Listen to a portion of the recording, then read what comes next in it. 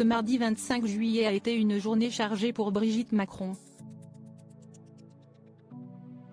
Restée en France, alors qu'Emmanuel Macron est en tournée diplomatique dans le Pacifique, la première dame a notamment été vue à l'aéroport Paris-Charles de Gaulle pour faire ses adieux à Yuan Meng, premier panda né en France et reparti en Chine. Plus tôt dans la journée, l'épouse du président de la République était à l'Élysée où elle a reçu son homologue américaine, Jill Biden. La femme de Joe Biden était venue accompagnée de leur fille, Ashley Biden.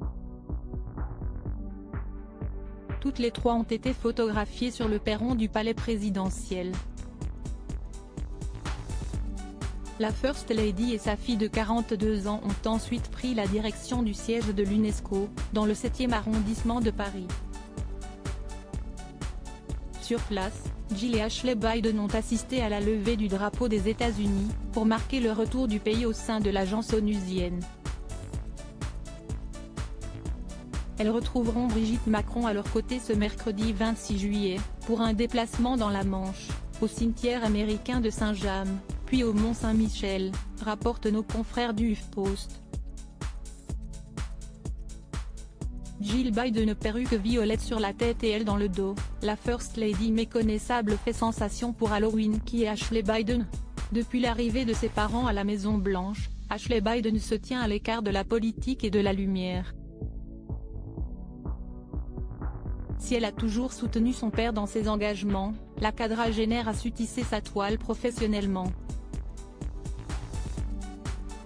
Entre 2014 et 2019, elle a notamment été nommée au poste de directrice exécutive du Delaware Center for Justice, axé sur la réforme de la justice pénale.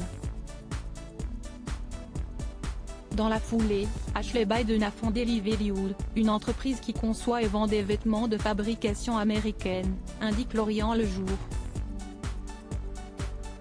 Durant la campagne présidentielle de 2020, son nom avait été au cœur d'une affaire judiciaire, lorsque certaines de ses affaires, dont son journal intime, lui avaient été volées par deux individus, soupçonnés de vouloir les partager aux équipes de Donald Trump.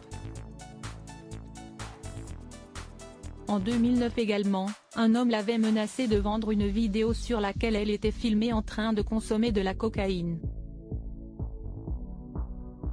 Crédit photo, Stéphane Le Mouton.